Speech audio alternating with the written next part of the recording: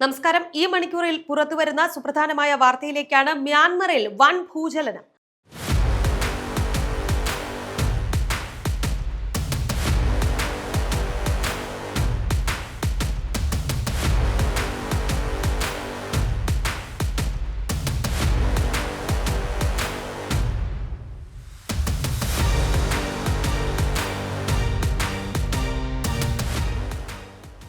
Richter സ്കെയിലിൽ 7.7 തീവ്രത രേഖപ്പെടുത്തിയ ഭൂകമ്പമാണ് ഉണ്ടായത് എന്ന് നാഷണൽ സെന്റർ ഫോർ സിസ്മോളജിയാണ് അറിയിച്ചിരിക്കുന്നത്. ഭൂമിയുടെ ഉപരിതലത്തിൽ നിന്നും 10 കിലോമീറ്റർ താഴ്ചയിലാണ് പ്രഭവ കേന്ദ്രം.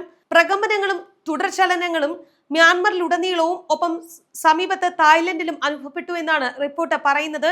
സാഗൈങ് നഗരത്തിൽ നിന്നും 16 കിലോമീറ്റർ അകലെ പ്രാദേശിക സമയം ഉച്ചയ്ക്ക് 12:50 ഭൂകമ്പം ഉണ്ടായത് എന്നാണ്. ബാങ്കോക്കിലും ഭൂകമ്പത്തിന്റെ പ്രകമ്പനം അനുഭവപ്പെട്ടിട്ടുണ്ട്.